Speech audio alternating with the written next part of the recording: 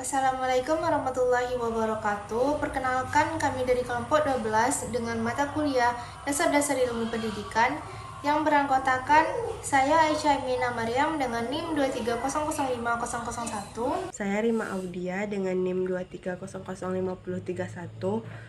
Perkenalkan, saya Tesi Sukahesi dengan NIM 2300255 dari Prodi Administrasi Pendidikan. Perkenalkan, nama saya Tiara Rahmiani dengan NIM 2300256 dari Departemen Administrasi Pendidikan Fakultas Ilmu Pendidikan. Saya Farah Wajidi dengan NIM 2300514 dengan jurusan Pendidikan Non-Formal. Perkenalkan, nama saya Nisa Ulanija dengan NIM 2305386. Baiklah, di sini saya akan menjelaskan materi tentang permasalahan pokok pendidikan di Indonesia. Permasalahan pokok pendidikan di Indonesia adalah berbagai rintangan dan hambatan yang dihadapi oleh sistem pendidikan di Indonesia dalam mencapai tujuannya, untuk mencerdaskan kehidupan bangsa dan menghasilkan manusia Indonesia yang seutuhnya. Permasalahan ini bersifat kompleks dan multidimensi, serta saling berkaitan satu sama lain. Menurut Badan Standar Nasional Pendidikan atau BSNP, terdapat 6 permasalahan pokok pendidikan di Indonesia, yaitu pemerataan, kuantitas, kualitas, efisiensi, efektivitas, dan relevansi. Yang pertama, pemerataan. Pemerataan terbagi menjadi 3. 1. Akses pendidikan. Tidak ada kesempatan yang sama untuk belajar di seluruh Indonesia. Banyak anak-anak masih kekurangan. Di sini saya akan melanjutkan materi yaitu tentang kuantitas. Yang pertama yaitu standar pendidikan, di mana standar pendidikan nasional belum diterapkan dengan baik yang menyebabkan pembelajaran tidak merata. Yang kedua yaitu kurikulum, di mana kurikulum tetap berfokus pada hafalan tetapi kurang menekankan pada pembangunan kemampuan berpikir kritis dan kreatif. Yang ketiga yaitu metode pembelajaran, di mana metode ini biasa dan tidak kreatif. Akibatnya mereka tidak dapat menarik minat siswa dan meningkatkan motivasi mereka untuk belajar. Selanjutnya, kualitas pendidikan. Kualitas pendidikan dipengaruhi oleh standar pendidikan nasional. Apabila standar pendidikan nasional belum diterapkan dengan baik, akan menyebabkan pendidikan yang tidak merata. Dari segi kurikulum yang masih berfokus pada metode hafalan dan kurang meningkatkan kemampuan berpikir kritis dan kreatif. Dari metode pembelajaran yang kurang efektif, akibatnya mereka tidak dapat menarik minat dan meningkatkan motivasi siswa untuk belajar. Selanjutnya, saya akan menjelaskan yang keempat yaitu D, efisiensi. Jadi penggunaan dana pada efisiensi ini belum optimalnya penggunaan dananya. Pendidikan yang menyebabkan efisiensi anggaran. Terus yang kedua, manajemen pendidikan. Itu sistem manajemen pendidikan yang belum efektif dan akuntabel, sehingga sulit untuk memonitor.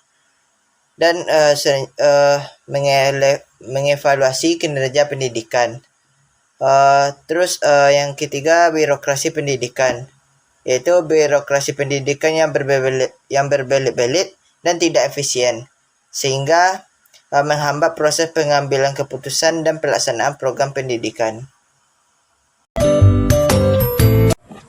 Materi selanjutnya, efektivitas. Dari efektivitas hasil belajar siswa yang rendah dibandingkan dengan negara-negara lain di Asia Tenggara dan tidak memiliki keterampilan abad ke-21, yaitu lulusan sekolah belum memiliki yang dibutuhkan di dunia kerja seperti critical thinking, problem solving, communication, and collaboration.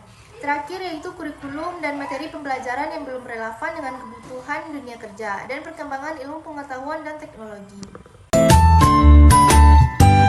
Baik, materi selanjutnya yaitu masalah relevansi pendidikan.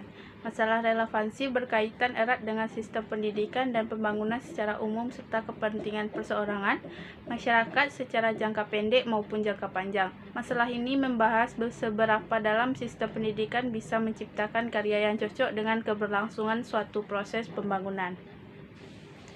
Relevansi pendidikan berarti memastikan bahwa pendidikan yang diterima relevan dengan kebutuhan masyarakat.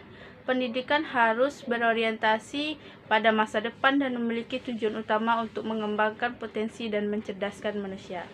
Permasalahan relevansi pendidikan di Indonesia dapat diatasi dengan cara yang pertama, yaitu perluasan dan pemerataan kesempatan untuk memperoleh pendidikan yang bermutu tinggi agar tercipta manusia yang berkualitas tinggi sehingga meningkatkan relevansi pendidikan dengan kebutuhan dunia dan industri.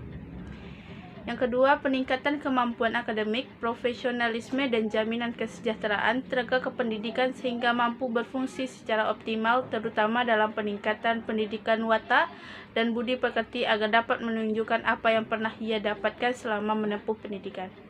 Yang ketiga, yaitu melakukan pembaruan sistem pendidikan termasuk kurikulum, seperti menyusun kurikulum yang mengacu pada standar nasional yang berlaku secara nasional dan lokal sesuai dengan kepentingan setempat.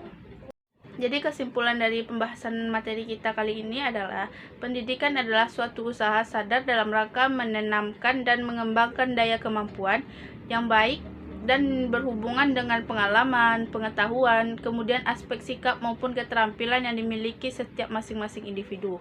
Adapun yang dimaksud dengan problematika pendidikan adalah persoalan-persoalan atau permasalahan yang dihadapi oleh dunia pendidikan, khususnya di negara Indonesia. Baik, sekian materi dari saya. Assalamualaikum warahmatullahi wabarakatuh.